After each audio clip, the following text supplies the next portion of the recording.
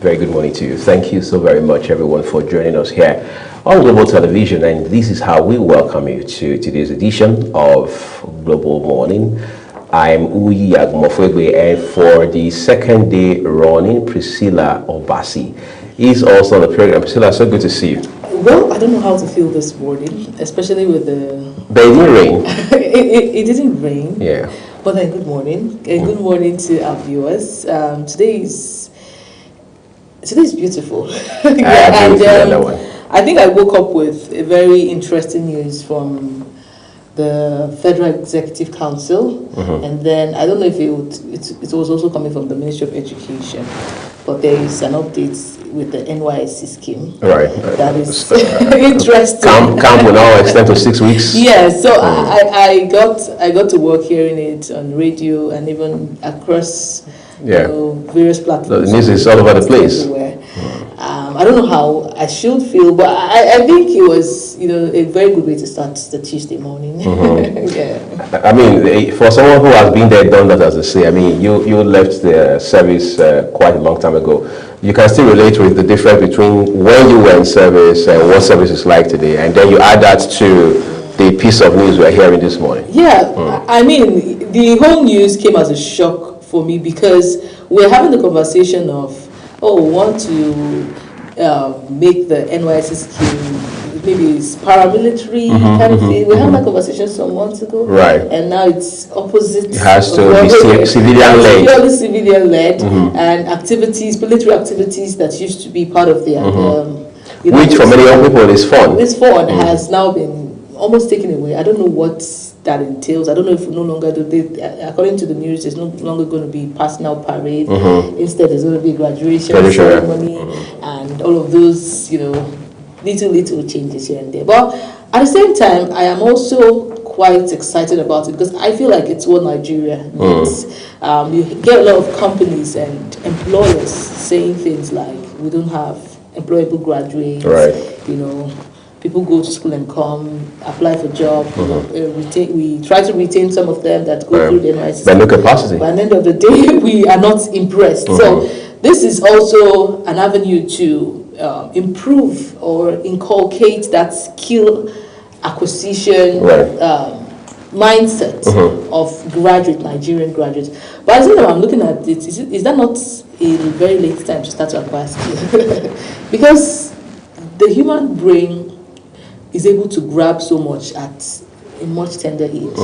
Some people finish school quite late as say maybe 25 averagely. Sometimes even later than that. Even later than that. Yeah, we have a handpick of those that are able to graduate in their early 20s, 19, 18. I've seen a graduate at 18. Right. Yes. That must have come from perhaps a private university. Exactly. Most of the times you get that kind of thing, but all of them still go for this whole NYSC. They do, yes. And they get really mobilized quite early because of their own number. Exactly. Exactly. So I'm wondering, graduate of 25 years, is that the right time for them to start to learn a skill from scratch? Yes. Some of them might want to pick up, but the Gen Zs that we have now that are not very patient with all of these processes, how feasible is it? What's the structure around it? In as much as I like the idea, it's a brilliant, fantastic idea. There are people that finish school, graduate with all those certificates and still go to acquire skill because you've tried to look for jobs, it's not forthcoming, or the ones you see doesn't look good at all. So sometimes you're forced to go and meet that tailor on your streets to tell her, please come and teach me this thing you're doing. Exactly. For 3 months or for 6 months. For 3 months or 6 months. Or you meet, you just meet all of these artisans and, tell them to put you through. So, yes, there are those set of people and this will benefit them. Right. For those set of children or adults that, give up on improving themselves after a certain age, they just want to start to make money fast. Does this work for them? What is the structure? Are we taking away all the disciplinary factors from camp that ensures that students or Nigerians are made to participate, are made to go through, processes? Because if we don't have that military factor, it makes it a bit it makes the whole activity lenient. It doesn't enforce the discipline it should enforce. So some people would see it as, okay, it's not compulsory, right? Because even in camp, those days when we went to camp, we had the Said program that will ensure that students come around and acquire a skill. At that point, you are seeing a soldier. You are not interested in that. Right. But the purpose of the soldier. The soldier is making you sit up. Right. You are not allowed to sleep. Or some people, it's maybe their free time to start to sleep. But you know that there are people around you that can call you to order. And the presence of those people will make you sit up, right? One way or the other, subconsciously. But if you don't have all of those elements, can you still have that discipline from Nigerian youth, from the Gen Zs that we have now? So you are afraid that this new move might leave some gap? Yes, as much as it's trying to cover. Also, maybe reform the whole process. But we still need that. I feel like we still need that military presence to make it work as it should. Exactly. I you know, off the top of my head, I feel the federal government more than ever before is now concerned about two things.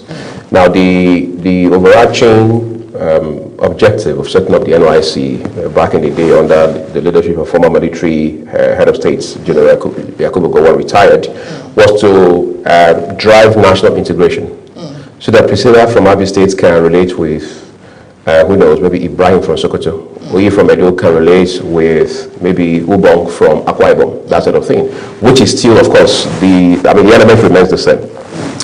But the federal government also now is thinking, hold on a second, is it not possible to de-emphasize the military aspect of this whole thing and focus more on skill acquisition? Because by the time you are out of service, nobody really cares much about whether you were trained by a military man or not. What they're interested in is, what are you bringing from the university?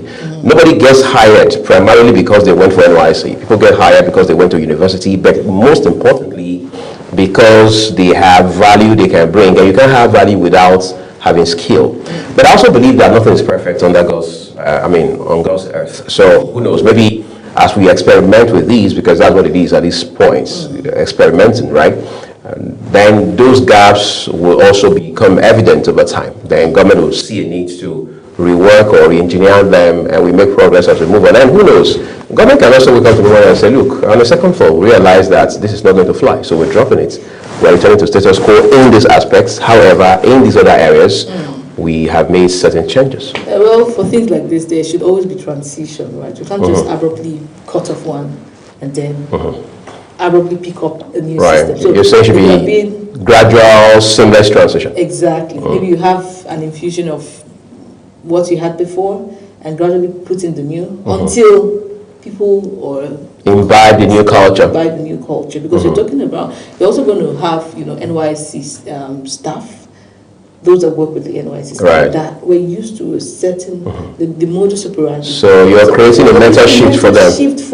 So it's shocking. It's going to be a culture shock to a very large extent. So there should have been an infusion, or maybe a good transition from where we are to where we want to go to, and that way I really feel it will work. But for now, I really do not know how this will work. It's a good idea on paper. It's a good idea on screen. It's a good idea to hear about, but how to make it work seamlessly, how to get the best result from it would, it might not come so easy. Right. Well, I need to take Priscilla by her word. She says it might not come so easy, but hopefully government will do right by the people, do right by the youth, the young graduates, and then let's also see a marked difference between where the NYSC has been this whole time and where the government wants it to go now. And then we can be able to put a finger on what exactly has changed for the better, because that's what the whole idea should be, not just changing for the sake of nomenclature, rebranding, scratching the surface. We must see a deep-rooted sort of transformation happening with all of these, especially given the realities that we grapple with today. Yeah, the realities. I know that, when this whole scheme started, it started after the Civil War, according to history, and then that was the whole idea. It was the means so let's rebind the country. Nigeria. Let's get people to know each other. Let's have, that unity, elements, factor in our country, especially after the war had happened. Right. But right now, and then it thrived very well during the military era, right? It was almost birthed in that same season. But we are in democracy right now, and we cannot keep operating with that's the mentality, because realities have changed. We're in the 21st century. There is a lot that's expected, and we have to move with that shift. We have to really adapt to what the present realities are right now, which is a very good observation. And this whole reform is really timely, if you ask me. But again, I still say there could have been a hybrid of what we had and what we have now. But we're hopeful that the federal government and the scheme itself is able to meet up with the expectation. I don't know what happens to the recently appointed DG of NYSC, because right now he's taking off the scene, and the civilian is brought into the picture. So what will the civilian do? Are we going to get the normal responses or the normal behavior of our Nigerian civil servants in this scene? Are we going to get the discipline that is needed for for that scheme, for the result that we want to have at the end of the day from a civilian? Is that possible? Of course it is. But would that be the result?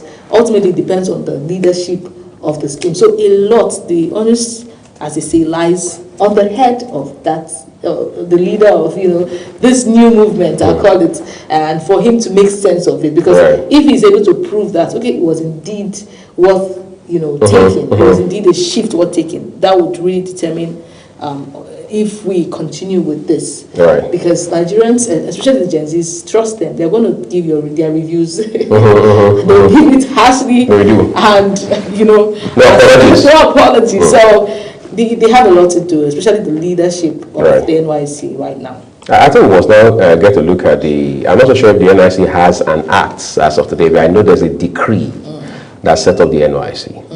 But in all of this, I'm sure this is something that will go back to the National Assembly, because you can't make this kind of very dramatic, fundamental change without an act of parliament, as I say. So it will have to go back to the National Assembly.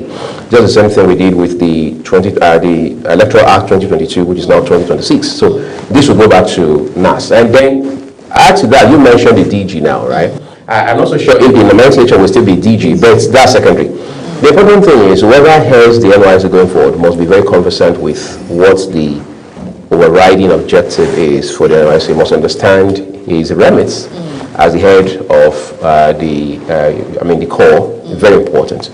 And I also feel, this is me just saying, more like on the sidelines, that look, I think ideally, given where the world is today, the NYSC should be not necessarily a master's program, but it should be more like a mini MBA for some reason. Mini MBA in the sense that it should be such that when you finish the NYSC, let's even assume you are still a tabula rasa, you're still a blank slate, having finished a bachelor's degree program, completed a bachelor's degree. On account or on the strength of your 1 year in the NYSC, there should be something tangible you're coming out with, in such a way that it blocks that gap that you ought to have had in terms of capacity.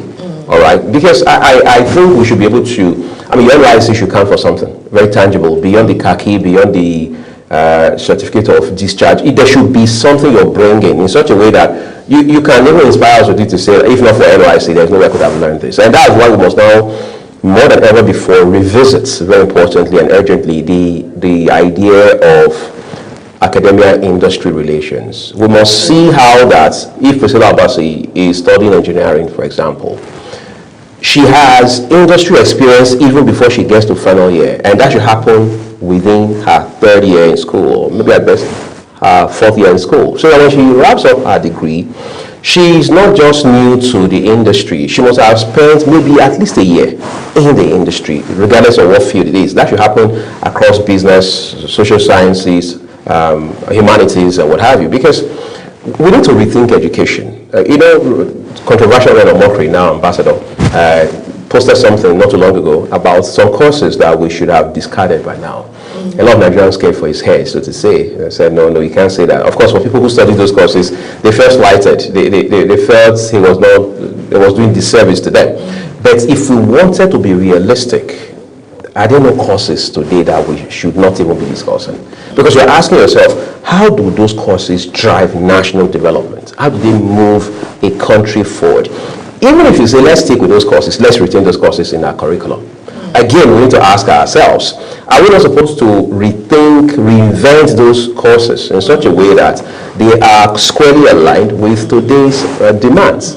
You go to school and they say you're learning African languages. You go to school, they say you're learning, some sort of, they say you're learning history. History on what, really? What do I come out with as a history graduate beyond the paper in my hand, beyond the certificate I've been given? We need to answer those questions in ways that are very, very practical, right? Because it's not enough for you to have a certificate. If you studied history, what exactly have you learned?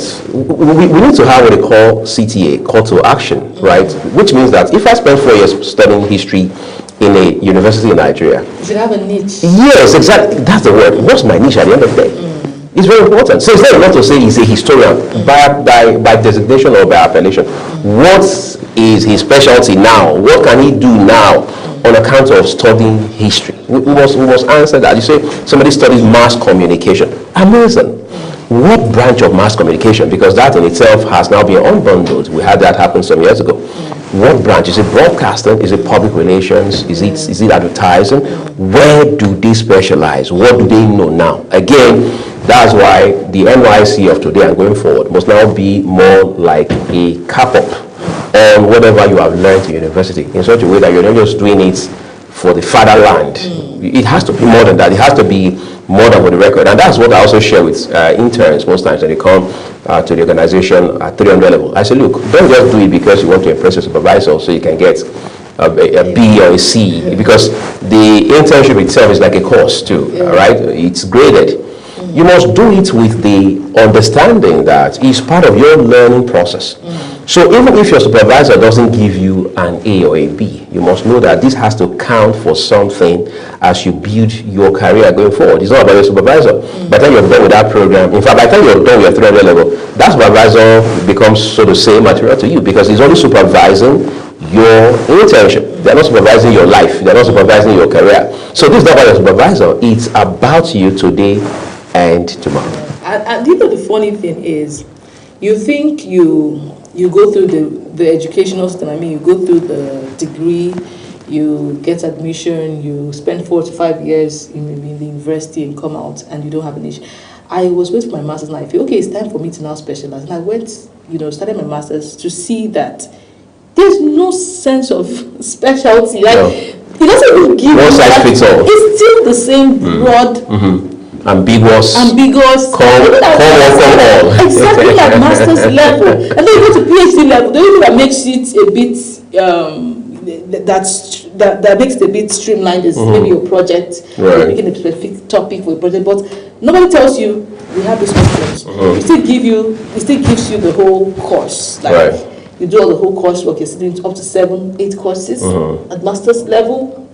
It's sad. So if you go abroad to school, I mean, you're looking at courses that are tailored in a course that you have in Nigerian university. For example, you're doing counseling or guidance and counseling, but you can find options of a particular course in counseling. Maybe let's call it drug rehabilitation, and you find that kind of course as something to go and study abroad. But you don't have that option in Nigeria. You are supposed to find it inside the broad. So it becomes like a component. It becomes a component. It's not. It doesn't give you any sense of specialty. So you are the one trying to figure out. Okay, what can I make sense of? What can I choose from this option? Because even at master's level, we're supposed to be a master of something. So our educational system, at the end of the day, still has a lot of work to be done.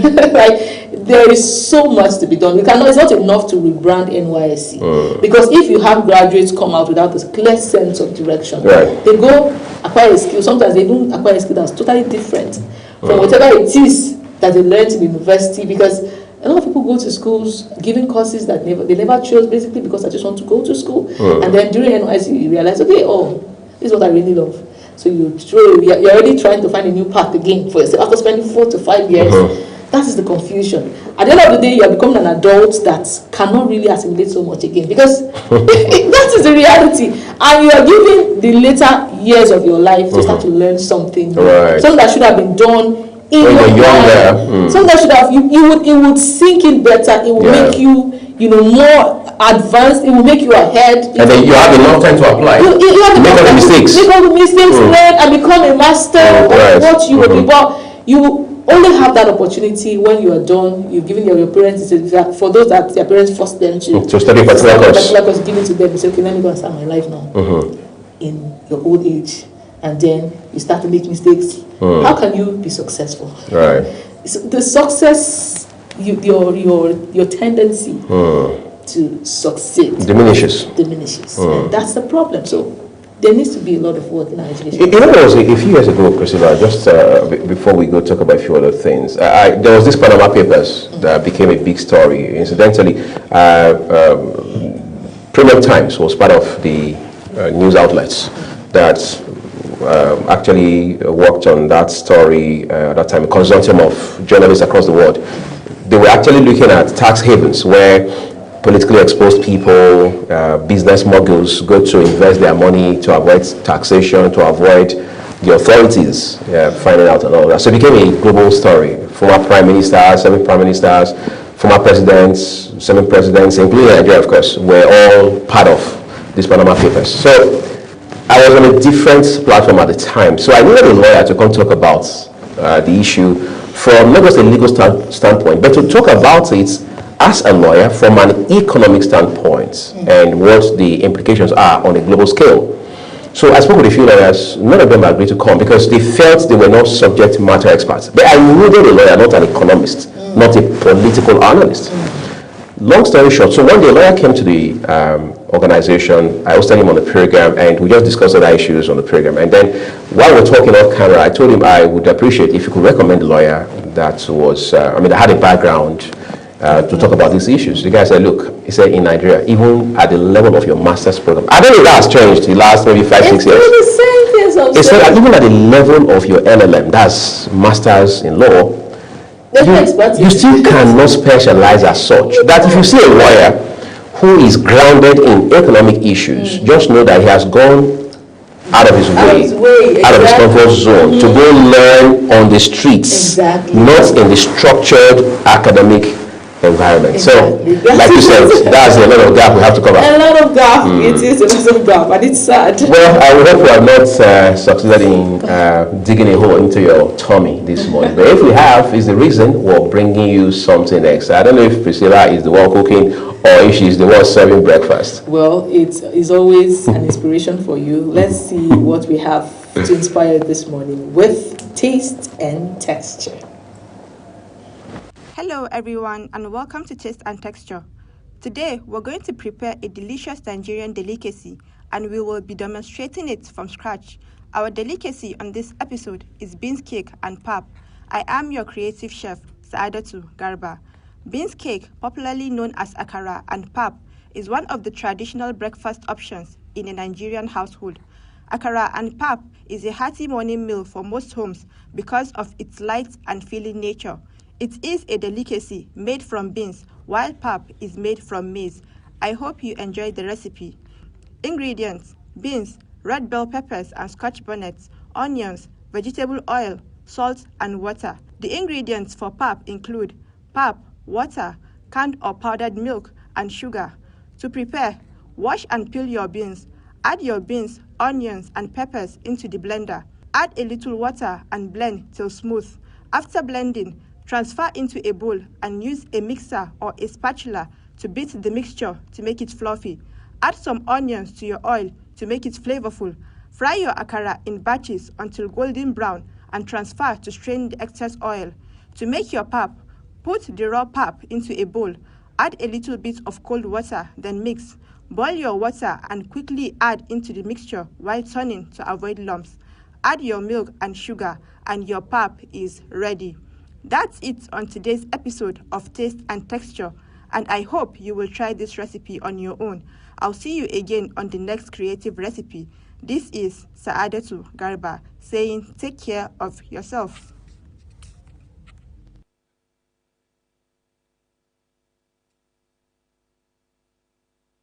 sumptuous akara and Sumptuous. pap for you to have this morning. There's something about pap though. It makes you sleep. I don't know. What people say that, but I think that's an apt reminder that we're not all wired the same way. It doesn't make, like this very nice delicacy, I should call it, called fura. You know, I've heard people all over the place say, look, once you take this thing, you are blown up to sleep. But I've never fallen asleep on account of taking it. I don't think it has also been seen for me because fura is something that I think you should even keep you agile. Your whole adrenaline. More like it has some. Well, if you like, okay, not intoxicant really, but it keeps you at alert. It keeps you at alert. The sour taste that comes with it, right, and then the sweets, blend. Yeah. But for pap, maybe I don't know if it's true. It's not for babies. Like it comes in the notion comes from babies. The baby's okay, well, when you feed them, and then the next thing they sleep off. But for adults, I can't say. It depends again on the quantity you take. If you are someone that likes to consume a lot of pap, quantity is a factor. Quantity is a very big factor. So let's watch out for Priscilla the next time she takes pap for breakfast. But in the meantime, the ball is your court, so you can try this out as quickly as you can. And it's light for breakfast.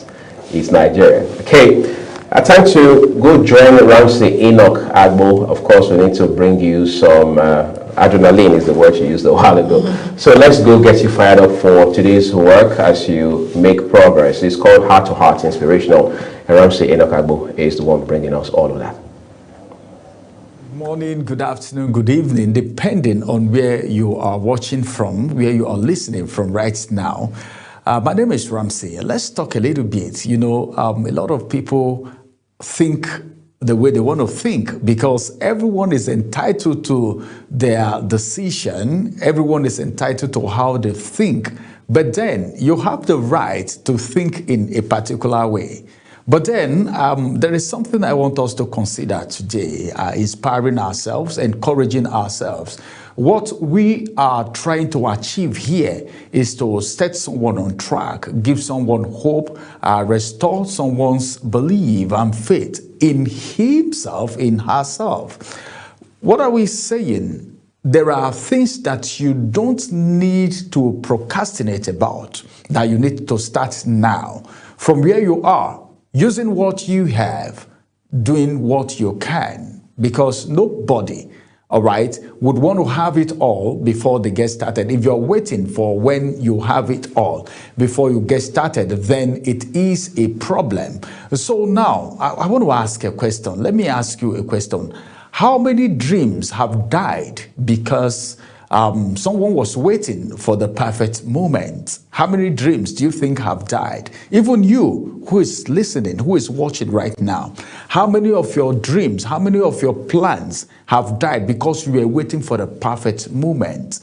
Some will say, I will start when I have the money. Some will say, I will begin when I have the right equipment. Some said, I will take the first step when everything is in place. But when is going to be the time that everything will be in place? These are the questions we should be asking ourselves. But let me tell you something. The truth is this: there will never be a perfect time. The perfect time is now. All right? Arthur Ashe, the legendary tennis champion, once said, start where you are, use what you have, do what you can. He didn't have the fanciest equipment. He didn't train in the best facility, but he had willpower and courage to start whatever he had. You see, greatness doesn't just wait for the perfect time. It doesn't care about perfection. It grows through progress. Every successful person you admire today started small. The difference between them and others isn't the talent, all right? It's the action, the move.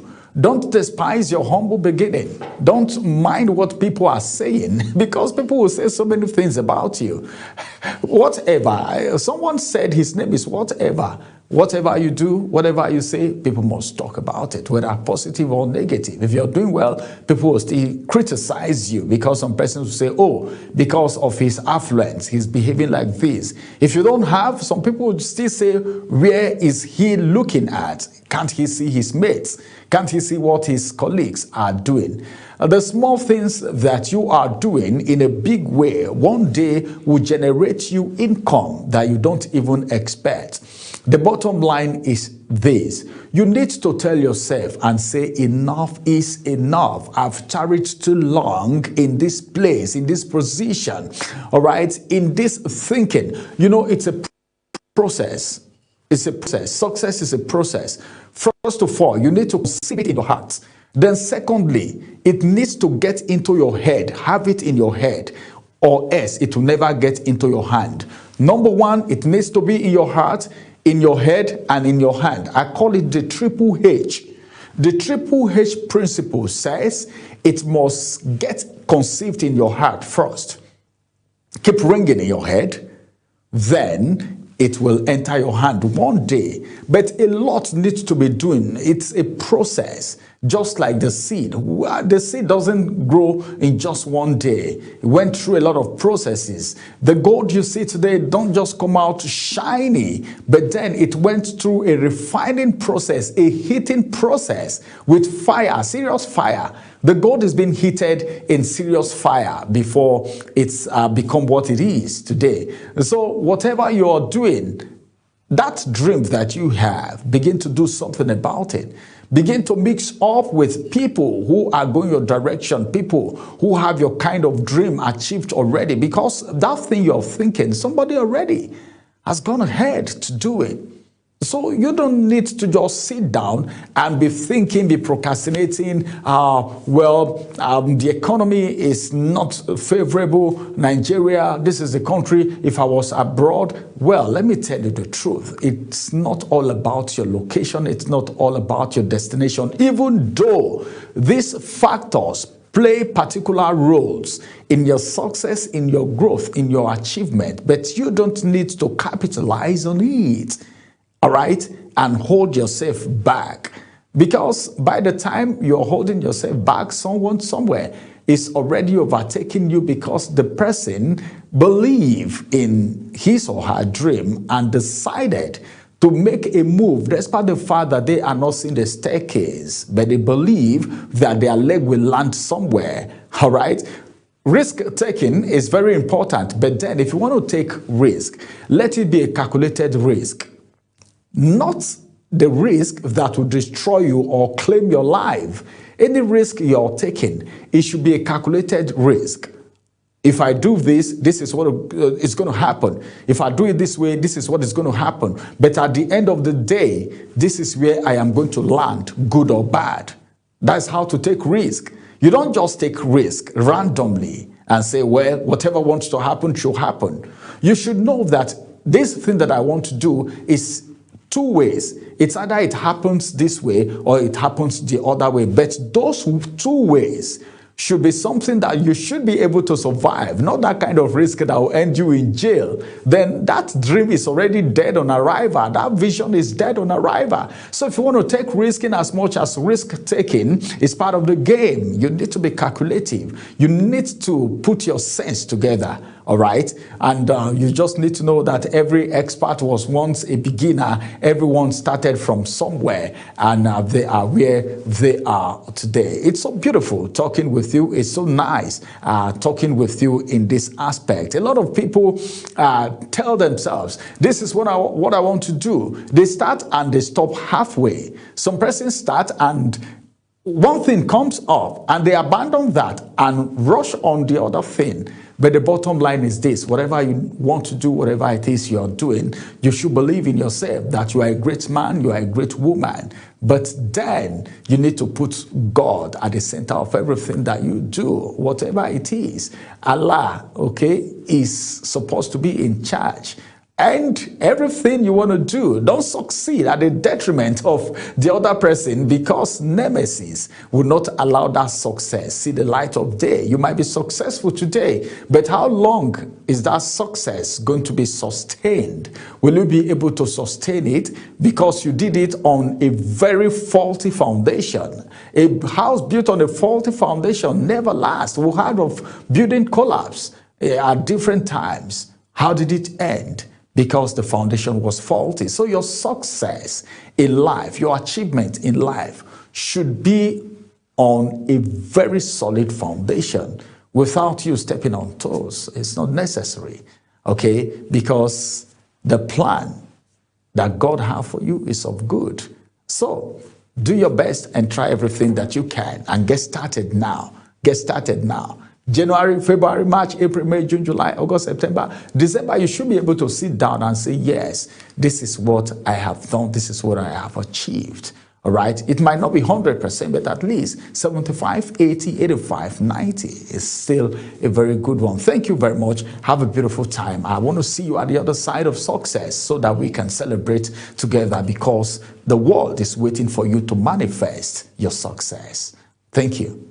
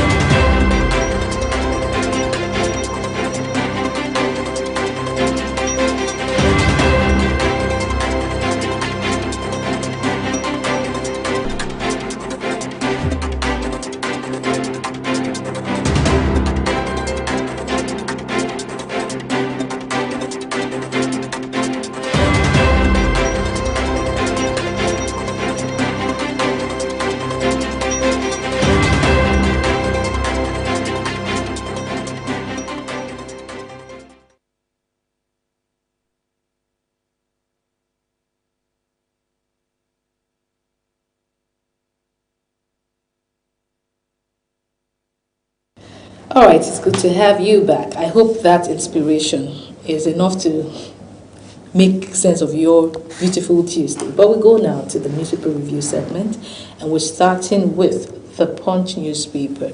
I have a first story here above the nameplate, top left corner, and it reads, "The registration crisis. NDC files appeal, moves to serve INEC." That detail is on page 18. I heard, of course, the backstory of all of this is basically because of logo, right? And I think I saw a post on social media where someone put side by side the logos, both logos of the party, and I think he said it's an association, an association and the party, the NDC. And honestly, in my opinion, those logos do not really look alike, except for the OK sign. Is this part of the NDC? It is, yes. So, okay, the whole OK movement makes sense. This is supposed to be OK. Right. Or is it peace? I don't know. But it really didn't look so similar. I understand that you are supposed to do your due diligence, but we also know that this is Nigeria. You want to do a CAC registration, for example, and you're seeing names looking really similar. Right. Sometimes the CAC approves, right? There are times that we don't even consider logos in Nigeria. Yeah. We basically go for name. As long as the name does not look alike, whatever the logo is. But all of a sudden we're having conversations about logo because the party is involved. Yeah. So this would ultimately change the whole narrative of having a business name, having logo. I hope Nigerians are even looking at this, because some time ago we saw the likes of VDM and Blord have some saga over, registration, CAC details, and all of those business structure that they had. So it's a lesson, It's a lesson for Nigerians, and I don't know if we are learning from this lesson, but there's a lot to learn from the whole situation. And NDC, in its own wisdom, should have. I don't think at that point it was difficult or it was too late to start to change the logo. At the point where this concern came up. So what happened to? Can we just have a different thing. Must we have two fingers in the air? Can't we have an okay? Right? This is also okay. It is. Even this can be okay. This can be okay. So why do we have to fight? Why do we have to drag? Do we have to do the whole part also all the time in Nigeria? I'm just thinking aloud though. But I mean, all of those realities are what we are unfolding at the moment. Well, you find that detail on page 18. NDLEA arms operatives with AK-47s to battle drug cartels. Details on page 27. Borno abduction. Troops rescue 10 NECO candidates teachers. This is good news. Is it the very viral Borno abduction that have been circulating? We're not so clear, funny enough. Or is it a new one? Because we don't know which is which now. There seems to be a lot. But that detail is right there on page 9. Punch chair, Emuwa, NAFDAC DG, bag African Healthcare Award. Congratulations to them. Details on page 18. We'll go to the Star story. Fresh crisis hit parties as INEC portal opens. That's on 2027 candidates. Wike, Turaki, PDP factions disagree over INEC portal access. Ayeda Tiwa, Tunji Ojo APC camps clash. INEC defense action. INEC is going through a lot. INEC has never been relevant in Nigeria as it has been. As it is today. As it is today. Right. Well, that is thanks to social media democracy. I would say it really contributed to all of this. Social media democracy. Social media democracy. Lagos tops Nigeria's HIV burden as infection hits 102,025. Details on page 18. Blackouts, banks, firms sink 401 billion naira into alternative power in 3 months. Details on page 26. And those are, okay, there are still a couple of headlines down.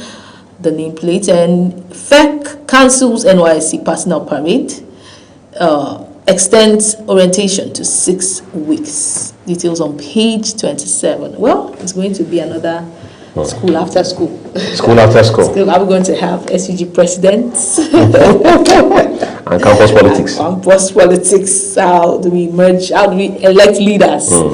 Okay, let's keep our fingers crossed to that unfolding story. The next one reads, motorist stabs LASMA officer during enforcement. Details on page 5.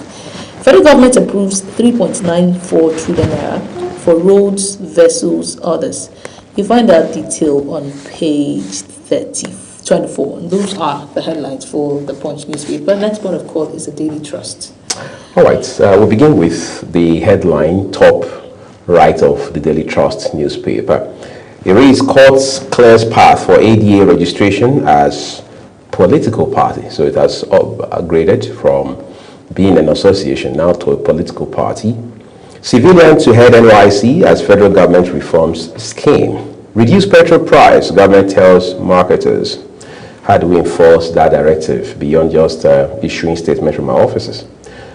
The big one reads, Borno school attack, teacher killed, students abducted, 10 rescued. 2 siblings die as boat capsizes in rivers. Quite a tragic story there. Police officer, 2 others arrested for allegedly raping 13-year-old.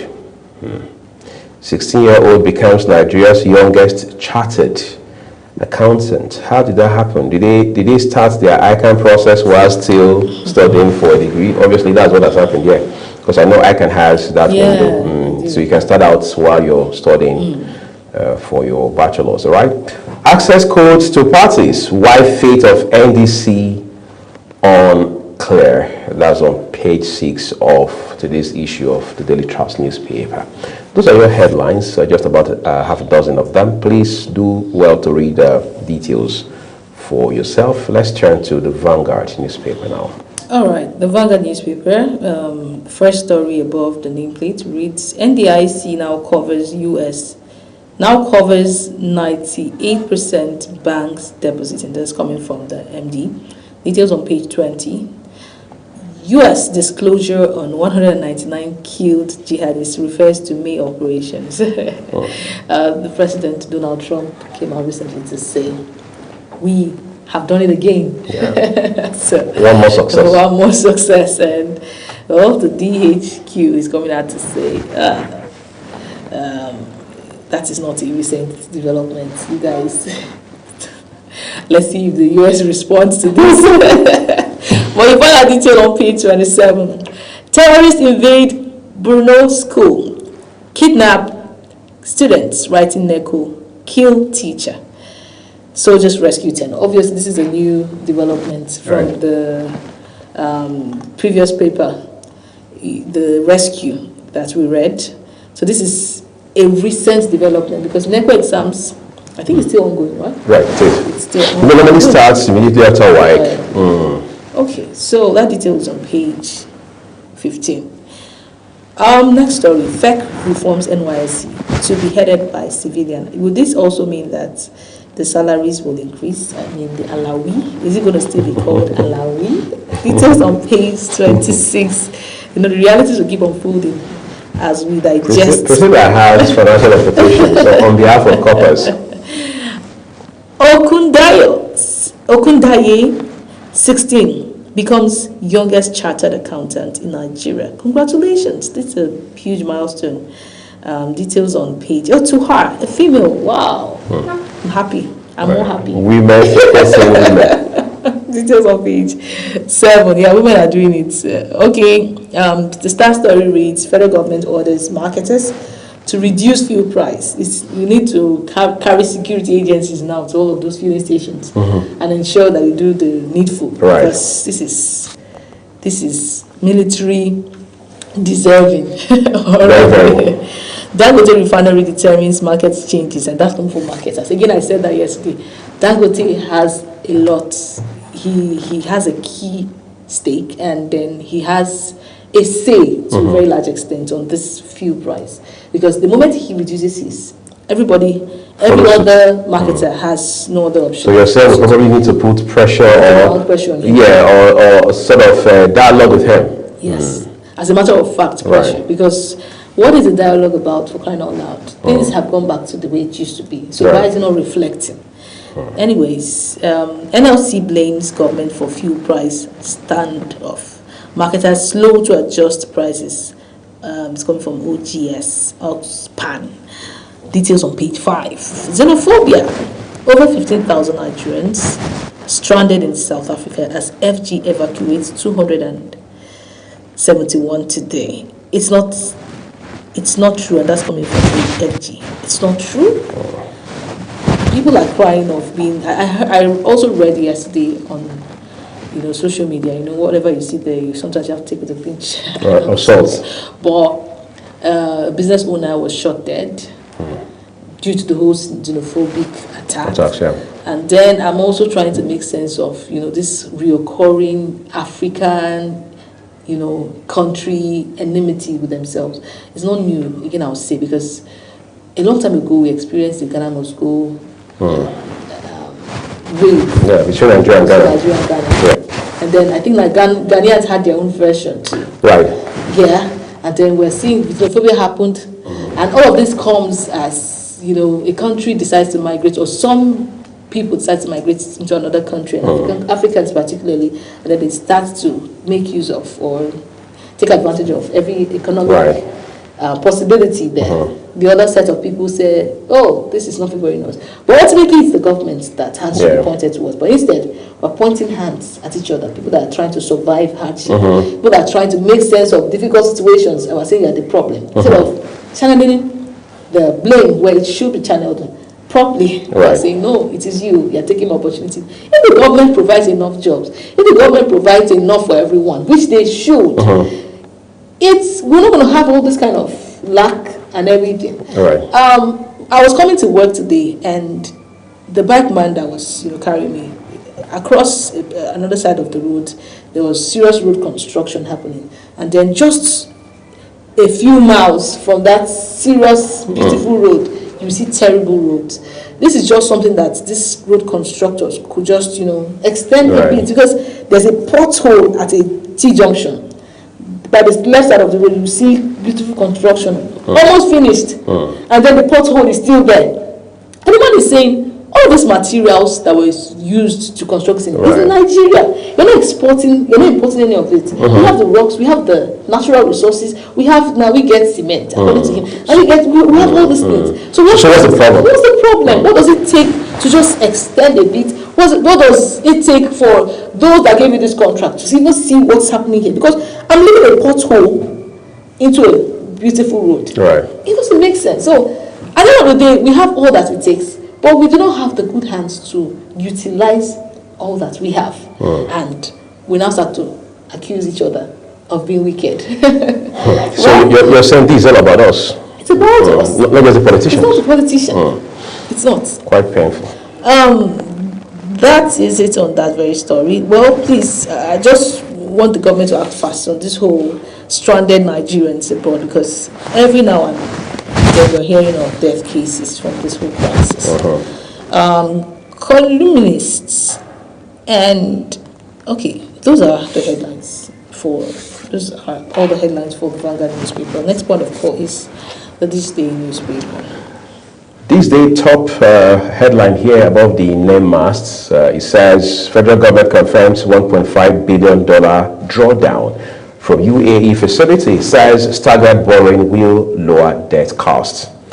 At Agbagoba State, police can become tools of oppression without critical or crucial safeguards. That's a senior lawyer, Chief Olusegun Agbagoba, there talking, saying that state police can become tools of oppression without crucial safeguards. Hopefully those have been addressed in the what I'll call drafts now that the National Assembly has sent to the state houses of assembly. Of course, those state houses of assembly will also make their own inputs at the end of the day before the president will ultimately append his signature to sign it into law. At inauguration of more road projects, Tinubu says his government was reflating local economy with two riders there. Says administration fulfilling promise to uplift living standards of Nigerians. Returns to Karu, inaugurates roads 1 week after water supply project. Says it is part of urban decongestion. Oyedele, we are working with petrol marketers, regulators on appropriate fuel pricing. So this is not just something left to the FCCPC. This Minister of Finance talking. Also heard Minister of Petroleum Resources, Oil, Senator Heineken Lakobiri speaking to these issues as well. But this headline has about 5 riders with it. Vows to ensure fairness in downstream petroleum sector. FEC approves new reforms of NYSC to be headed by civilians. Includes professional training for corpers to boost their employability. OK's 2.08 trillion naira for road projects in 10 states. 34.398 billion naira for construction of Boko airstrip. Approves 286 billion naira for maritime infrastructure safety projects. Yes, yesterday one of the things or items approved by the Federal Executive Council is an airstrip of almost 35 billion in Boko, that's Benue State, by way of, as part of efforts to ward off insecurity. Those are your headlines from this day, this morning. Everybody try as much as can to read up details for yourself. Next is the Nigerian Tribune. That will be our last paper this morning. Okay, the Nigerian Tribune starts off with a star story that reads, 53 years after NYSC to undergo reform. Federal government approves scheme to be civilian-led to focus on skill acquisition for Nigerian graduates. 6 weeks orientation redesigned with focus on leadership, entrepreneurship, digital skills, career streams to engage in risk-sensitive deployment to protect core members. FEC directs Attorney General to amend NYSC Act forward to NAS. Details on page 5. Excuse me. INET identifies 385 flashpoints, 200 difficult areas ahead. Osun, August poll. Details on page 1. Clearing agents kick over federal government's green tax surcharge on imported vehicles. You find that detail on page 7. Health. Scientists may have discovered how to heal damaged kidneys. Details on page 4. Boko Haram attacks Borno school, abducts NECO candidates. Troops rescue 10 students. Ndume wants federal government to be proactive. 82-year-old. One other killed in fresh Plateau attack. Well, this is not a good news at all, but you'll find that detail on page 4. Those are about the headlines we have for you on the... Okay, there are some stories above the nameplate. Plot afoot to delist ADC. Bar Atiku from running. Media team alleges. Details on page 1. APC NWC upholds appeal, replaces 8 Ondo NAS candidates. APC presents nomination forms to Senate Rep candidates in Oyo. Ali running mate to get form Thursday. Details on page 2. Those are our headlines for the Nigerian Tribune. Well, it turns out those are also all the headlines I have for you from all the papers we're bringing your way today. Remember that Global Television, as a broadcast media entity, or the team here on Global Morning does not in any way contribute to them. We bring you these headlines exactly as published by their respective publishers. Let's take a quick break now. Up next is Social Buzz with Ogochukwu Mobuno.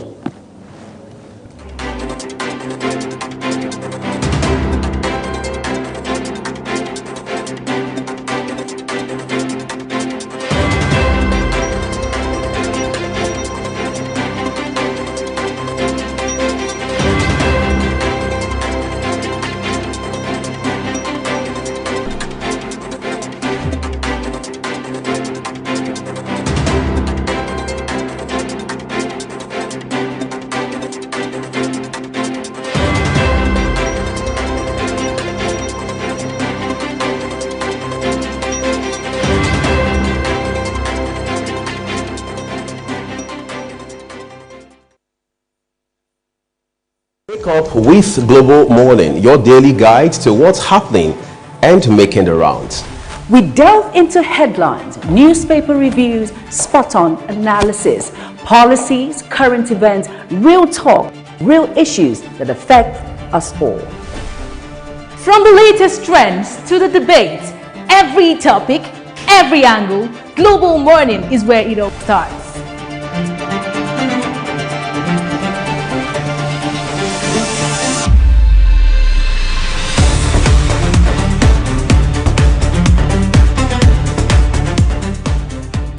Global Morning, For the latest issues, always on point. Watch Global Morning Monday to Friday, 7 a.m. Saturday and Sunday at 8 a.m. on Global Television. At Wichtech Cables, we don't just make cables, we deliver excellence. Our products are built with advanced technology, trusted for their unmatched quality and durability. With a wide range of cables, swift delivery, and continuous innovation, we stay ahead of the market demand. We are proudly Nigerian, fully indigenous, yet world-class. Backed by a professional team, strong technical support, and a deep commitment to customer satisfaction. Wichtech Cables is more than a brand, it's a promise. Wichtech Cables, quality cables better than the best. At Aerogym Shoe Factory, excellence starts from the ground up. Located at number 1 Pound Road behind Nigeria Correctional Service, Aba, Abia State. We produce 1,500 high-quality shoes every single day. Paramilitary shoes, safety boots, desert boots, ankle shoes, back-to-school footwear. All crafted with state-of-the-art equipment and built for strength, comfort, and durability. For reliable footwear that stands the test of time, choose Aerogym Shoes for better product, strong steps, smart style. For inquiries, call 091-264-53399 or 070-3009-3944 or 080-6573-8374 or call 081-3167-3668. Email info@aerogym.com. Website www.aerogymdesign.com. Aerogym. Walk with confidence. Walk with pride.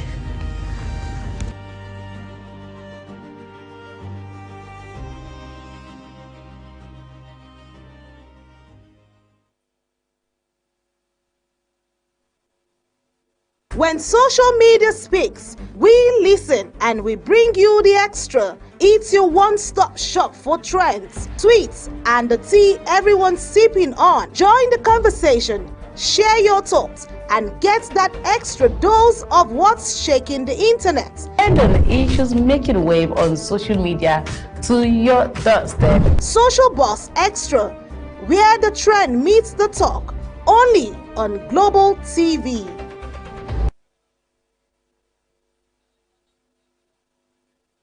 Good morning, Nigerians and viewers around the world. It's time to look at buzzing issues making the rounds on social media, and today we're looking at a newly surfaced phone conversation allegedly involving notorious bandit leader Kachala Maha and a local official in Matazu local government area of Katsina State has sparked fresh concern over security in the region. In the recording, the suspected bandit leader allegedly issues a series of threats, including plans to launch attack on communities in Matazu and parts of Kano State. He's also heard alleging threatening mass killings, targeting Jikamshi town, kidnapping prominent individuals, destroying the Karadowa bridge, and preventing residents from engaging in farming activities. The voice in the recording further demands the return of his cattle and 2 of his associates, while insisting that military personnel be withdrawn from the area. He also claims responsibility for a previous attack on a community, alleging that residents had provided information to security operatives during an earlier incident. The authenticity of the audio and the claims contained in it have not been independently verified, and authorities are yet to issue an official response. The development has generated widespread reactions online, with many Nigerians expressing concern over the security situation and calling for stronger measures to protect affected community. Let's listen to that voice recording. Kaɗan ma kun ka gani na rantsa da girman Allah in dai haka mirsisi take ko in dai haka gwamnati take ba adalci ko to ni yanzu ma abinda na kulla gare na in ba duk ɗan ƙauyukan gaba zan bi su duk in kama kashe su ai ka ji dai aikin da na yammacin in ko to yan jami'an ga duk za kai ne ribar ka in ka ji ka kashe wani ne ribar ka menene riba ta ana zuwa ana bin mutane kullum ana kore ma wasu dukiya yanzu a misali menene riba kai ka taba ganin abun da ba sulhu a ce za a kwaci mutum da siya ko kai ku yanzu da aka turo jami'an ga suna ta yawon banza ni da kunka kama man yara ba cewa ne a ban yara na bayin sako mutanen nan ba kiyawa ne ba kiyawa kun kai ba wallahi ma na kamo wasu waɗanda zan tabbatar mu da duniya wallahi tallahi duk dama ba san na ƙarfin gwamnati ba yanzu ai akwai waɗanda nake bi ta gitin waɗanda zan kamo tunda na ga jami'an ga su zo su kama toye ma mutane gidaje suna kore ma mutane bisashe kai yanzu nan sauran shanun mu duk sun zo sun halbe su ai ka ga ba bidiya zan na lahiya ba ita dukiya mai ruwanta misali in ma haka nan ne tunda sun saba ki mana dukiya ai su kora su cin mana menene na su zo su tadda bisashe duk su halbe bisashe su kokkone mana gidaje ai duk duniya kowa ya san abun nan dai kai kanka kome da bai haifata mai ido a misali amma na sani amma kai kanka su wa'ancan mutanen da kaje kana kashewa me laifin su yawa laifin su sun ka kira sun ka ce ga mutanen nan goye da matan nan ai su suka ja an ka kashe matai kai wa ya gaya maka yace su ne suka kira ni garanti gare ni yan garin su suka kira ni ka san dai ai ba a cewa duk fadin yankin nan a ce babu waɗanda muke yi da su kai kanka ka sani a misali ba zanne muke lahiya da su ba da inda ba mu da tabbaci ai da ka san ba mu zuwa mu yi masu hakan nan su kaɗai ne a misali Kasalla ina ƙara tunatar da kai ubangiji ka gane ko shi wannan kashe-kashen a kashe can a kashe nan duka ba zai zama mafita ba ni kuke bi da ai inda ba shi kuke bi da ni inda za ka min adalci ko da za ka kalubalanci kowa ni ba za ka kalubalance ni ba in dai har za ka min adalci yanzu in zan tambaye ka tsakaninka da Allah akwai jami'in tsaron da nike magana da shi in ba wanda zai bani bayanan sirri da wani abu wanda dai ta bangaren sasancin da ai da kai he ce mani yanzu ni duk abun da aka yi ma a misali bai kana san ba laihin ku bane kuma inda kuna kai da ana yarda da shawarin ku da ba ai haka ba amma ai ku zan ga laihin ku a misali tunda ku kuka gaza ba za yi ba ko kun kai korayi a inda ya kamata ba za a saurari korayin ku to. All right, for the sake of our time, we won't be taking all of that audio, but definitely you see that on our social media pages on Global Television, it's Global TV NGO. You see it there on all of that, including YouTube. All right, that's a phone conversation between the local and the terrorist known as Kachala Maha in Katsina State, raising fresh concern over insecurity in the community and, of course, the state at large. This is something we're talking about. You can imagine that conversation that lasted almost 30 minutes and nobody's saying anything. Nobody's tracking them. Well, just in case, like I said, it is yet to be confirmed if that conversation actually held, and also if that voice belonged to that terrorist, Kachala Maha. Well, before then, let's take a look at some comments from social media as regards this. And the first comment coming from Hakim GC. And Hakim said, so after all this long call, the government couldn't even track his location and go after him. A bit disappointing right there. The second comment is coming from Ibis619, and Ibis said, just saying it to get attention. Katsina government is the one romancing them with peace talk dialogue every time. So this person feels like the government isn't doing enough. Well, back again to Hakim GC. Hakim is not done commenting, and he said, since he claims that security personnel are providing him with intelligence, it is high time the Nigerian government reshuffle and reassign these officers and then dealt with them decisively. It is absurd for him to suggest that he is more powerful than the Nigerian government. Of course, I go with this. Hakim really has a lot to say, and I'm sure you also right there watching this right now, you have a lot to say. It is really frustrating. It is tiring that we get to see these people move freely on the streets. We get to hear them, see them post freely on social media and even have phone conversation, and nobody is even tracking them. This is where I think someone was yesterday in one of the comments saying the police is doing more when it comes to security and also rescuing of, fighting or combating these terrorists. He's doing more than the military. And I said again that the military just needs someone to say, you know what, go ahead. They actually obey the last command. It is the last command that they definitely obey, not like that. So the operation of the security of the military is different from that of the police. But then again, if really this is circulating social media right now, what is the government doing about it? Because nobody should tell me, oh, the government haven't seen it, we don't know about it. No, it is all over social media. I almost didn't want to take this story, but I'm like, let me put it out there so that some persons will know. I'm not trying to promote insecurity. I'm not trying to promote banditry, but it is raising awareness.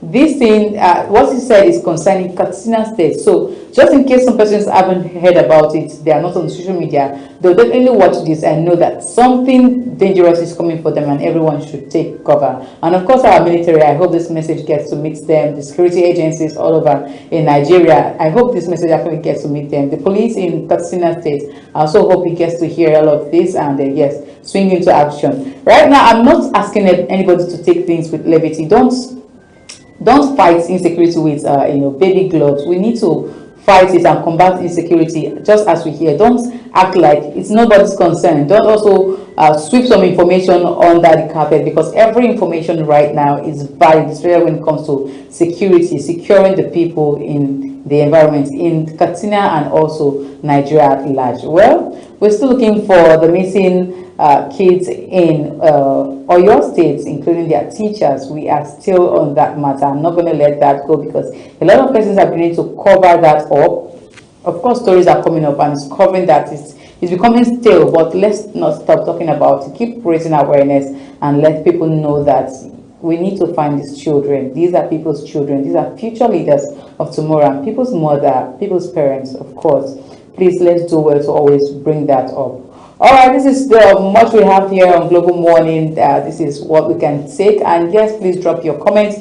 This is in the comment section on Global TV NG on YouTube. Make sure you subscribe to Global TV NG and be part of every conversation we bring your way here on Global Morning. Until I come your way next time, I am Agosh Kumobna. I believe in the hands of Priscilla and we are the ushers into the discussion section of Global Morning. Once again, good morning, Nigerians and viewers around the world. Bye for now. When social media speaks, we listen and we bring you the extra. It's your one-stop shop for trends, tweets, and the tea everyone's sipping on. Join the conversation, share your thoughts, and get that extra dose of what's shaking the internet. And on issues making wave on social media to your doorstep. Social Boss Extra, where the trend meets the talk, only on Global TV.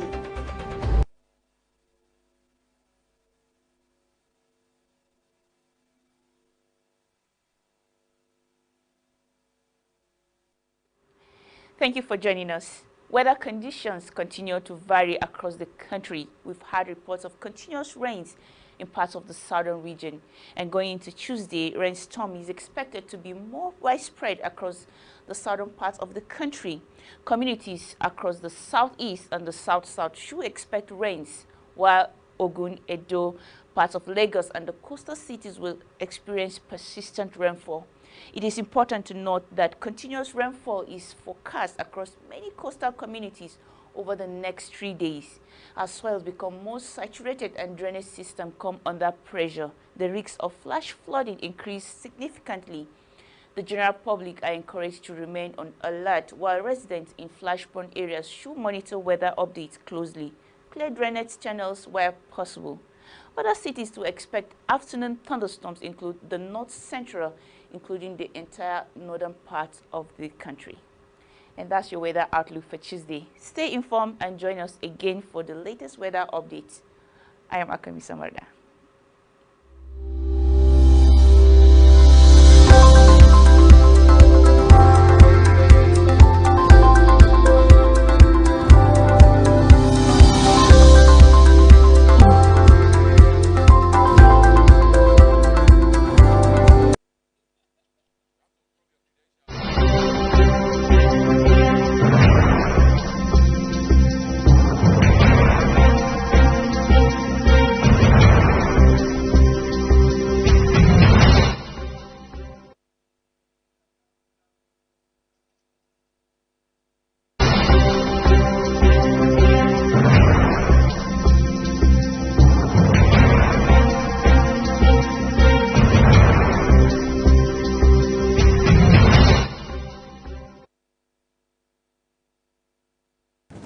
Well, thank you so very much for staying with us. And again, we'd like to say a big thank you to Ogochukwu Momino for that very interesting but extremely disturbing audio there. Yes, I know people can have the debate, and that's fair enough, that's valid enough as to whether or not this is authentic, was it not AI generated, you cannot doubt authenticity of this audio, right? In an indigenous language. So are you saying that's above AI? It's definitely, if AI wants to speak Hausa, you know how they will speak it. It won't sound that. There will be a lot of shortcomings. Exactly. But if it was something that flowed, it was really. It was organic. It was organic, exactly. So it can't. If we had an English clip, an English language clip like this, or audio, would say definitely it was AI. Everybody would deny it, everybody would debunk it. But this one is undebunkable as it stands. So it's concerning. It's reality. We're not going to take this one with a pinch of salt. It is scary at the same time. It means that if these people, if people have such information, the reason why they have not come for you is because you're not very important to them yet. The moment you become important to them, you are nothing. They can easily get you. If they have such access, if they have information to the high and the mighty, you that is not even scared of whether your gate is locked or not, or whether you have active police stations around you, or whether whoever is saying whatever they are saying around your vicinity, you're not even concerned about all of those factors, then you're an easy target. So Nigerians should know that time has come, again, we'll keep saying it, to take your life seriously. Your security at this point is in your hands. Whatever you can do to ensure that you are safe, whatever measure you can put in place, you want to get a vigilante, you want to get an extra security, whatever it is, because there's a way these personalities can scare dangerous people. Yes, you might not have the sophistication or sophisticated weapons they have, but it will take them a while to get through to you. You can delay a thief, right? By putting barricades and blockages here and there. So as much as you can, ensure that you have put in place enough barricades so that before they come to you, at least you've heard it from afar and you can strategize on your escape route. But it's concerning. It is more than ever before. We're having this conversation. We're not talking about something that is far-fetched. It's home. It's in your vicinity. It's everywhere. It's something that is for the poor, it's for the rich, it's for the... When we talked about kidnappers then, when they started, you know that by the time they're coming to a place and hear someone has been kidnapped, this person has assets. He has a lot. He has so much property. They're looking for his wealth. But now, you go to villages and you're taking people and asking them to bring millions. From where? People that are literally suffering. Some of them live from hand to mouth because they're just doing assistance. And then you're crying to the government to pay ransom for them. The government that doesn't care about them, if they cared so much, they wouldn't allow them to be feeling from. They wouldn't have been that vulnerable. They wouldn't have been that vulnerable. They wouldn't be that poor. But when you cry to the government to help you, you're either saying to the government, okay, we'll keep destroying people. You're asking for their permission to keep taking lives, because we've not seen the government really respond to situations like this. The Oyo kidnap is still the Orire school. Right. Those victims are still in custody till date. The kidnappers have come out, or the terrorists have spoken to the government. The victims have come out to cry and say, please, government, help us. But nothing has still been done till date. And that's why when I hear cases of people being rescued, I doubt it, because this is something that is open, has been glaring. We have been waiting for the response, but nothing has been done. You're telling me somebody was rescued the other day, someone was rescued this day. So what about those people that have been kidnapped in Orire? What happens? Can't those people that have been rescued go and rescue them? What is difficult in that very situation if they would rescue other people that are also close to the same situation? So I don't know. It's serious because whether you like it or not, the question is, what are our challenges if we wanted to be sincere with ourselves? First of all, we say, well, these terrorists, they are not engaging Nigeria using conventional method. They are fighting a guerrilla warfare, right? That's the excuse. So if that's the case, does it mean we are handicapped in terms of being able to probably fight? Yes, that's number one. Number two is, we say, well, there are fifth columnists in the Nigerian Armed Forces, as in the military. There are people who, there are saboteurs who get to squeal, who get to leak intel to these terrorists, like this Kachala of a person was, saying. But the question again is, for those who have been identified, what are we doing about them to use them as example for others to learn from? Because for you to divulge information, sensitive information, intel about the military, about strategy, about operational modalities and information, you have committed, apparently in the eye of Nigerian laws, a treasonable felony. That's a national security offense that you've committed, and the laws are very clear about that, right? The next you hear, well, we're using a combination of kinetic and non-kinetic methods. Nigerians really are not as concerned about terminology, about jargons. They are bothered, they are worried to see all of this come to an end. And then there's the lack of clarity, so much of haziness around the engagement that the US has with Nigeria. What are the terms? What are the, if you like, the clauses in that understanding? What is the US supposed to do for Nigeria? Are we just supposed to wake up every other morning and we hear that one place in Nigeria has been bombed? We hear that there have been some soldiers on our soil, and then when citizens raise questions, when they become curious, you say, well, the US doesn't have boots on the ground. What they're actually doing is just share intel with us, give some sort of operational support to our men who are on the ground, things like that. So what exactly are we doing? We have recorded successes. We can't pretend about that. We see that all those stories every now and then. We see the defense spokesperson come out to address the press. It used to be on a fortnightly basis, but I think the frequency is a bit more rampant these days. But because of the enormity and intensity of the attacks against us as a country and as a people, against our communities, you now realize that it appears those efforts are not far-reaching. So what, again, is keeping us handicapped, keeping us at a disadvantage against these forces? They even think that these people that are kidnapped, they are even on our soil. So what exactly is going on? We are hearing that, well, we have identified some people who are sponsoring terror, they are funding terror, some BDCs, some businesses, some individuals. The CBN is saying freeze their accounts. All of those are far-reaching, maybe. But do they answer in practical terms the question of what exactly can we do to end insecurity or bring it to a level where it doesn't become such an existential threat to us as a country? I mean, we hear this voice note should be traced. This person behind, or the person behind this voice note should be arrested, because it's in the same country we are persecuting Nasir El-Rufai, coming out to say a former governor. A former governor. I mean, it is punishable, right? Whatever it is he had done. And we're putting taxpayers' money to do that. Exactly. And there's someone is freely sharing this, and we're not having the conversation of where is he? How can we get him?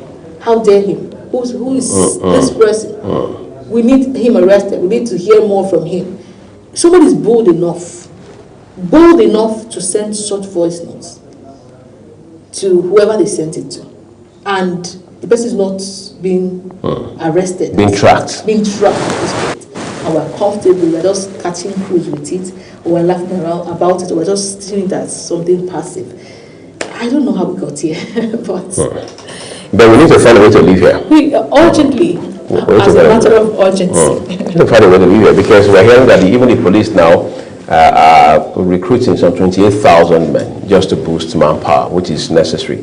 In any case, Priscilla, if not for the fact that we missed it a long time ago, a very long time ago, the police should be fighting these issues of insecurity, not even the army. But we have brought the military in, whether it's the army, the air force, or the navy, because we've had a broken link for a long time. Otherwise, you're not asking yourself, if we have just the military fighting all forms of insecurity across the country, what then is the mandate? What then is the role of the Nigeria police? But again, there's also the economic part of it. There's budgeting that is made for military every other year. So everybody has their eye on the money. And that's why some persons have also expressed the fear that, look, if we're not careful, insecurity in Nigeria will not end anytime soon. Because people have become vested in it, so to say. People have now made it more like a means of livelihood. There are those who have now made it a channel of making money. So if you were to end it, what happens to them? Maybe you remember at some point where there were calls for ending NYSC. There were people who said, look, the NYSC has overstayed its welcome, it has served its purpose, it is now behind time, scrap the NYSC, let's do something else going forward, and things like that. Now, I'm not here to argue for or against the NYSC, the proposition that the NYSC should be expunged, or if you like, scrapped. But for people who have been doing businesses on account of NYSC, we don't want that to stop. Those who do the kits, for example, there are people who produce the kits.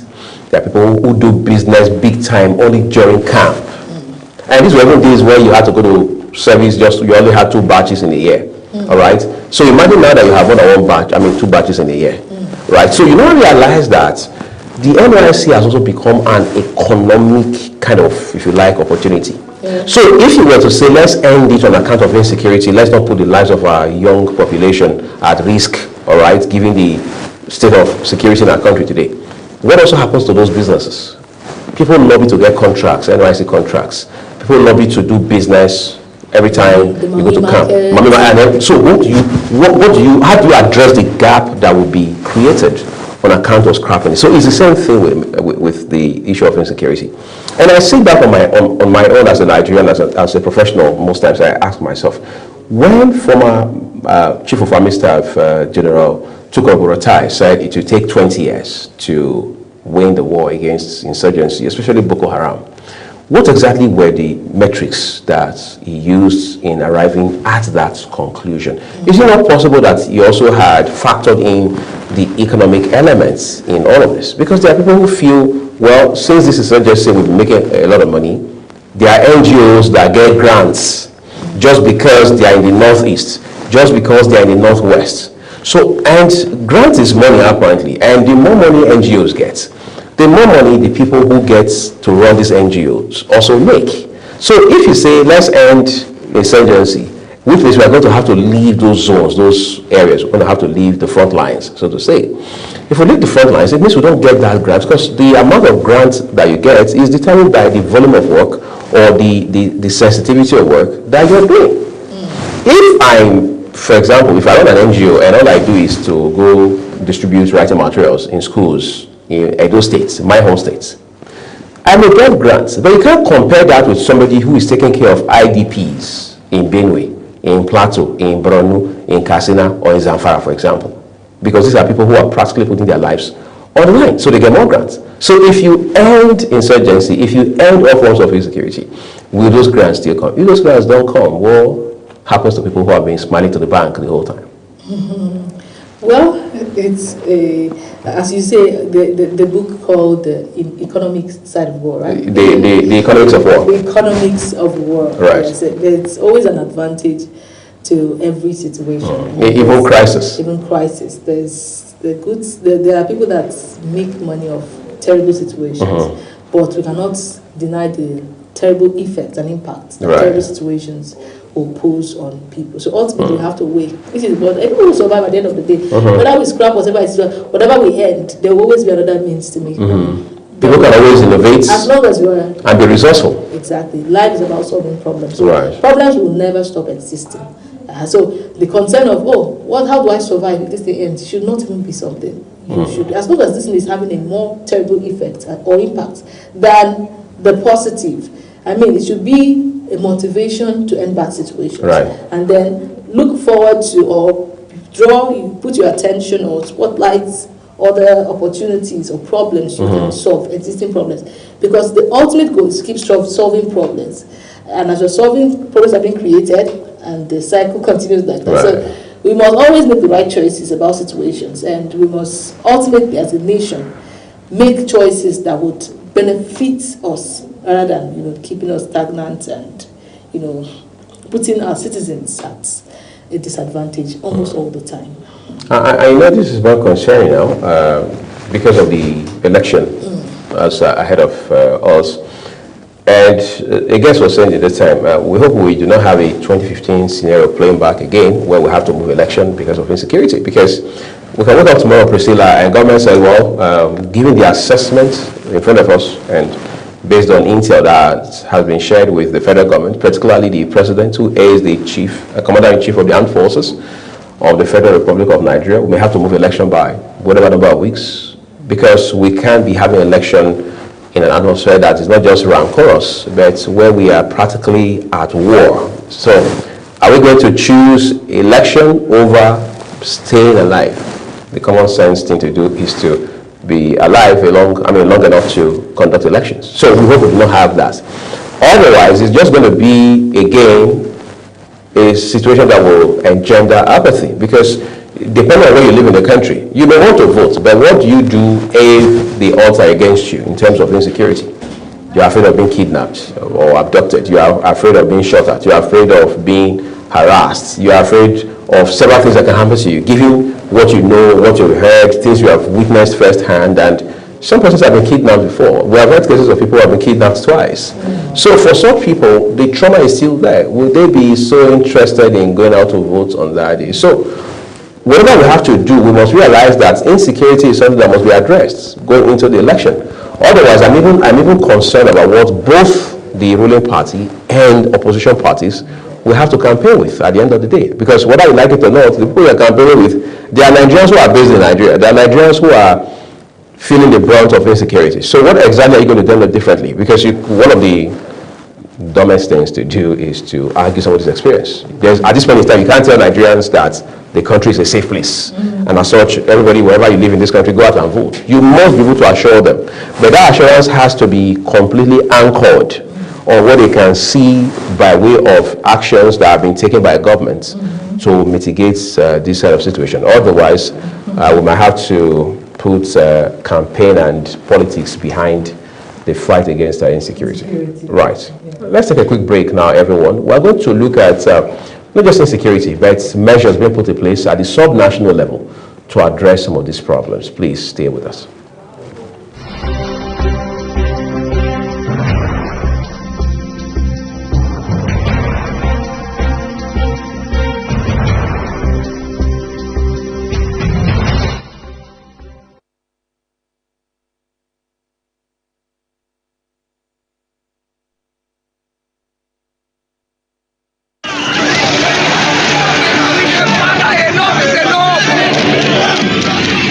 In an age of breaking news, you need a trusted source that prioritizes accurate, factual, and unbiased reporting.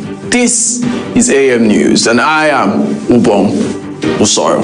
On global television, our news is rooted in verified and authoritative storytelling that keeps you educated, informed, and enlightened on all the issues that matter to you. I am Sadia Yakubu. This is Midday News. You can trust our multi-platform news broadcast real-time and fast-check stories for all the big local and foreign headlines round the clock. I am Ramsey Enoch Agbo. This is News Express. Our array of anchors delivers the news to our teeming viewers, breaking it down with context and perspective. This is News Cycle on Global Television. I am Anieti Patrick. And the flagship news is your hub for the day's most engaging stories. This is News Prime, and I am Jumai Manson. Did you miss any of our news rounds? No worries. Catch up at 10 p.m. and midnight, 7 days of the week. I am Mukhtar Kasim. Global TV is on DSTV channel 365 and Star Times channel 276. We're active across all social media platforms at Global TV NG. Global TV News, accurate and unbiased. I'm Uyi Agmofwebe.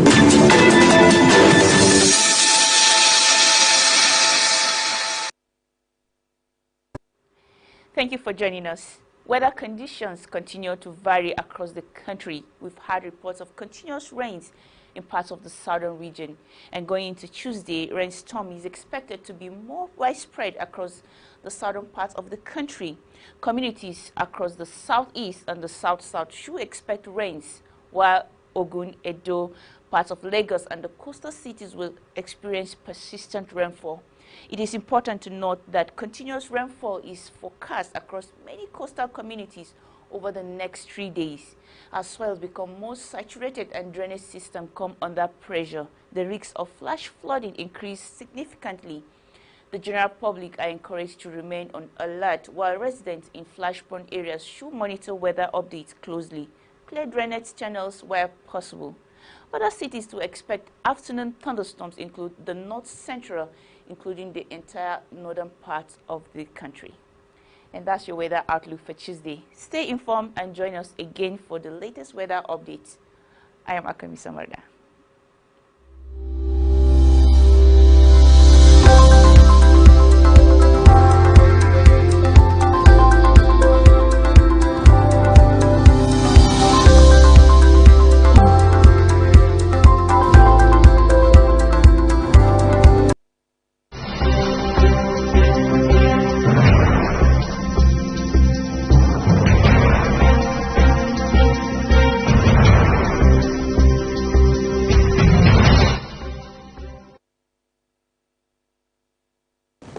All right, so let's go to Edo State, where we understand the state governor, as part of his efforts that we have seen particularly the last couple of months, doubling down on insecurity and the fight against it, has, of course, directed before now the chief judge of the state, Honorable Justice Okunbo, to say, look, we have to do beyond the conventional. Let's set up a special court to try those who have been indicted in cases related to cultism and kidnapping. Of course, we saw a rise in that recently until when the state government took a very vehement stance to say, look, we can't continue to do business as usual especially as it has to do with the lives of our people. But how challenging has this task been for not just the governor as the chief executive of the states, but the government as an apparatus, and what exactly is the progress that has been achieved so far in this regard? We are joined by Haruna Brahima, a special advisor on public affairs and media to Edo State Governor, to help us understand how things are going on the ground. Good morning to you, Haruna Brahima. Good morning. Morning, sir. Good morning. All right, so Priscilla and I will have the honor to talk to you for the next, say, 50 minutes about all of these issues. But let's begin with, first of all, the situation about cultism. Sadly, so Edo State has been has popped up in the news for all the wrong reasons regarding cultism. We've seen governors time and again try to, put in their 2 cents in terms of fighting. What exactly is Governor Monday Okpebholo doing differently now? The question, you've answered it from the beginning. What exactly is Governor Monday Okpebholo doing differently? You know, everything that surrounds his government is about practical approach to governance, entrenched in institutional framework. When he came to power less than 2 years ago, there was palpable total breakdown of palpable insecurity and total breakdown of law and order in Benin City in particular, and by extension across some major towns like Edo Central, Eboma, Anaochi, Azis in Edo North. You know, he didn't just pay lip service to it. He carried out administrative diagnosis of what the issues are, varying from poor equipment of the security operatives, which vis-a-vis the respective operative in the police, the joint security task force, the mobility aspects. He looked into it, the technological aspects, talking about the drones. He looked into it, and then he looked into the laws, the institutional framework for security in the state. He realized that there is the need for the existing anti-cultism law or kidnapping law to be broadened, to be expanded upon. And then he issued an executive bill to the House of Assembly to strengthen it and create it. That was the beginning of what you are seeing today. He didn't just because I see former member of the Obaseki administration criticizing him that he does not have the powers to declare special courts creation to try criminals and kidnappers in Edo State. They never realized that this man has started from the very... So what's the argument that he ought to have gone to the State House of Assembly? Which he has. This we are talking about that because they refuse to acknowledge that fact that he first of all created a bill to the House of Assembly to broaden the laws as far as this is concerned by making provision for death penalties, 21 years for kidnapper, death penalty, for cultists, death penalties for kidnappers, and he went ahead to say those who one way or the other encourages this by way of not doing your due diligence as a landlord, you get your property destroyed, and all those measures. These are the practical approach he gave to this issue, and they were all embedded in that particular law. That was the legislative aspects of it. And such, he has moved beyond right now to now go to the judicial aspect. That, okay, by the provisions of Section 217 of the 1999 Constitution, the Chief Judge of Edo State, Honorable Justice Okubowa, being the head of the judiciary, can designate a special court because the legislative aspect has been taken care of. There is an existing law to be interpreted. Remember, when he said we are going to create special court. We in this sense is his government. His government is made up of the executive, which is himself, the judiciary headed by Justice Okubowa, and the legislative arm of government that is headed by the speaker. Blessing Abubakar. You know, and he has taken care of the legislative aspect by expanding on an existing law, making it new, redesigning the existing law as far as cultism and kidnapping is concerned. Now he's going to the judiciary that is empowered by law to designate such special court creation. He is to execute the law. The judiciary is to interpret it. And it has the section 211 again of the same constitution now said the prosecution of these new laws, new courts, will be done by the Attorney General of the state.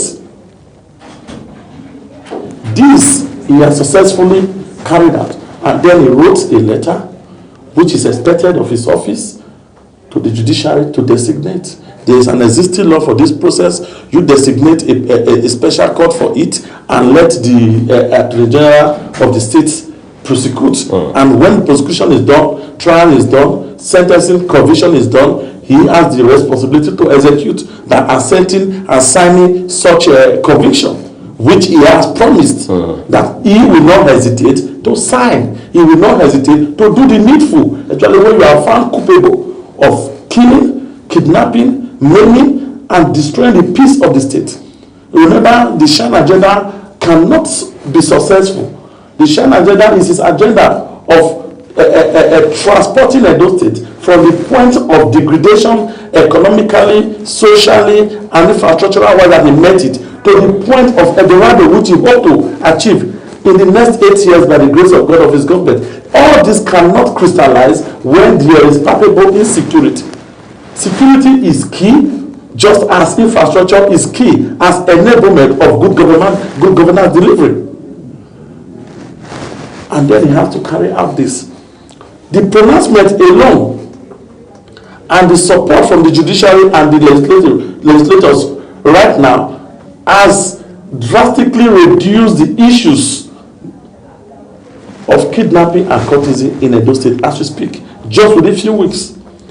And you see, the team he has built from creating the special security, government house security force, the Edo Corps, the Edo Security Corps, is like strengthening the vigilante system, and now navigating everything all together with the existing structure of the Joint Security Task Force, headed by the commandant of the, is it the 4th Brigade?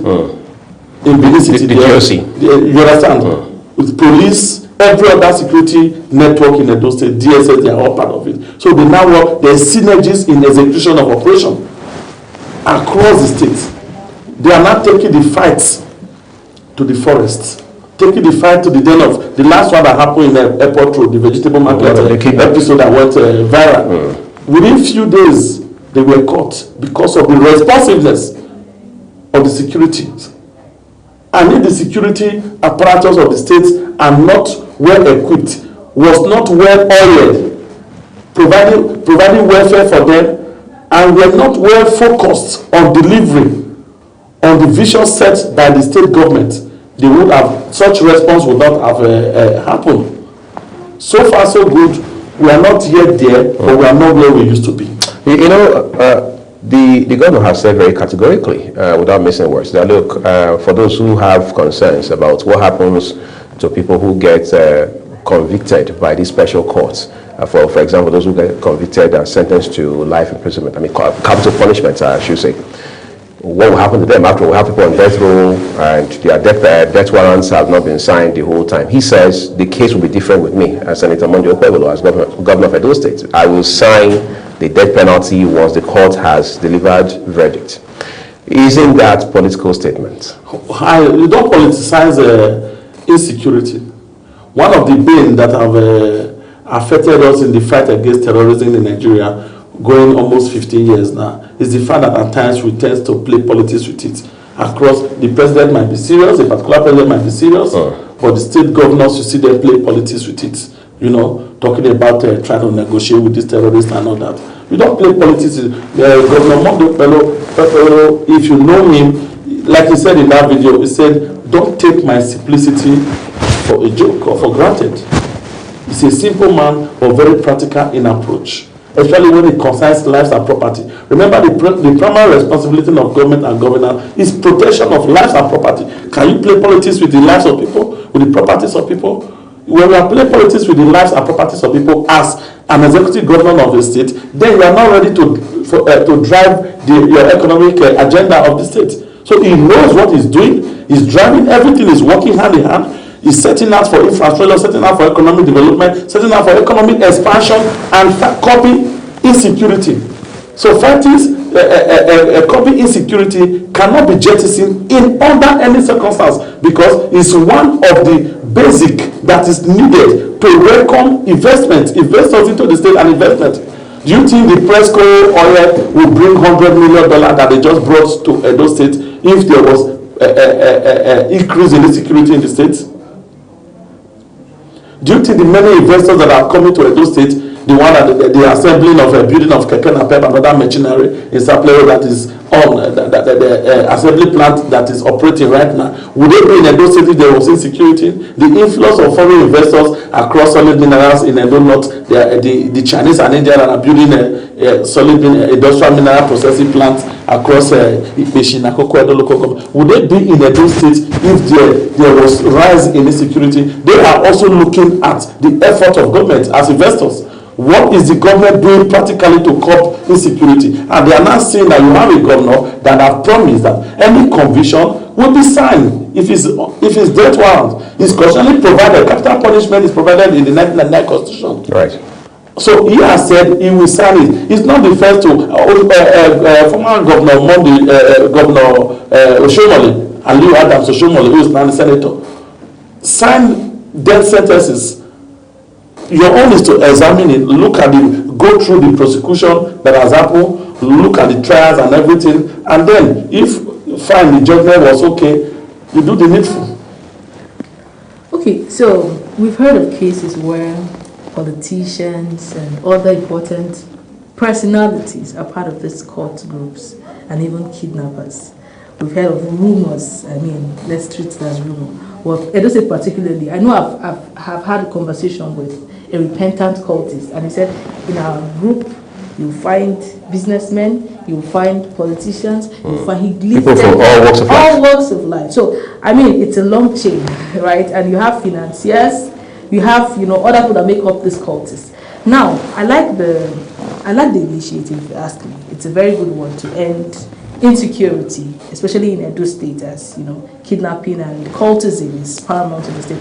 But beyond just the courts level, what are strategies, or do we have any strategies to ensure that even those that are part of the chain, I mean, not just the foot soldiers, because this is targeting the end soldiers, the foot soldiers, those ones that are... How about those financiers? How about the financiers of this... First of all, those are shadows. Those are the shadows.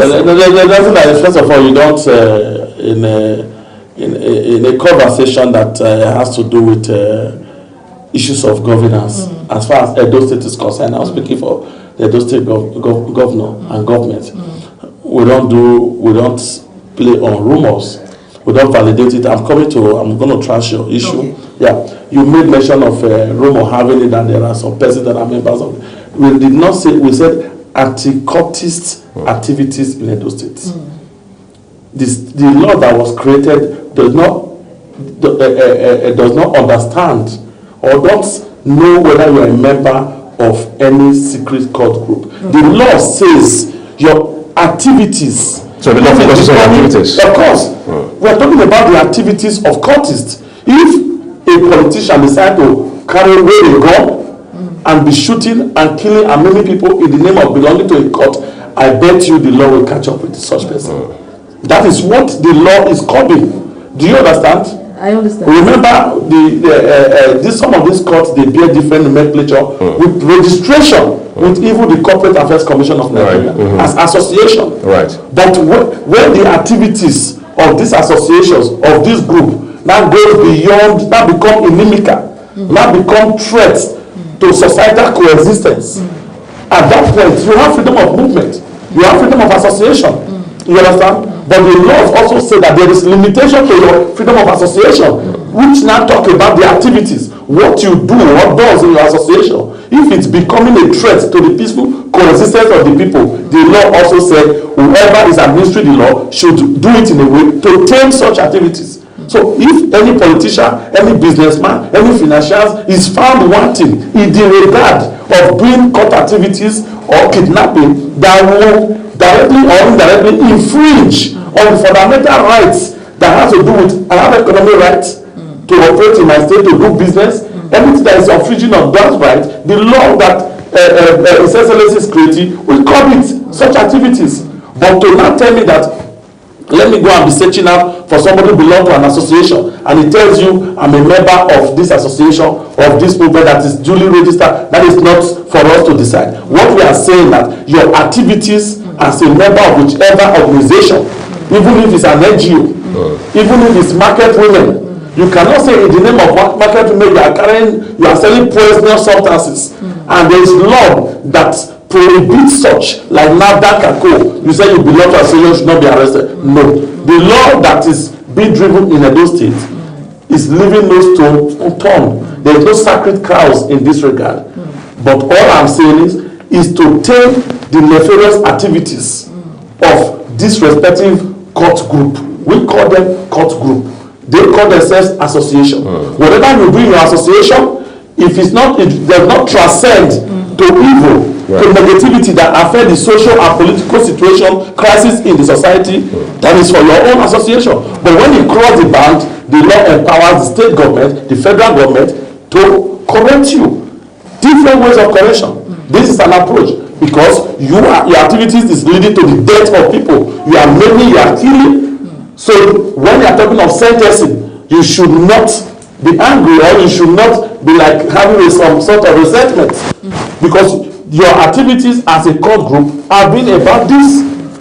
Okay, so if I get you, this whole court, termed the special court, I really feel, from my understanding, it's going to be an accelerated approach. Absolutely. So how does this protect the fundamental human rights of those that are perceived as victims? First of all, your fundamental human rights has beginning and ending. Yes. A convicted criminal does not have a fundamental human right. It sees a point of conviction. Before you convict them, when you're going to try. Of course, they are going to be tried. I think Mr. concern is we don't get fair trial. Absolutely. Accelerated trial is part of our laws. Is there any laws? Are you happy that there are some cases in Nigeria today that have been standing trial for 15 years?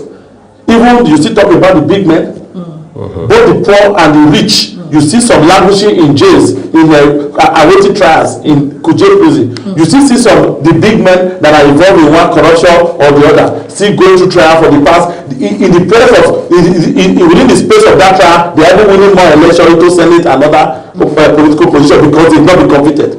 Do you understand? So this special approach is even going to be embraced. I know few months and years to come. Other states is going to embrace it. It's going to be used to tame a lot of issues, because the crisis we are having in Nigeria today, a terrorist does not have a fundamental human right, for goodness sake. At the point that we decide to be convicted. Excuse me.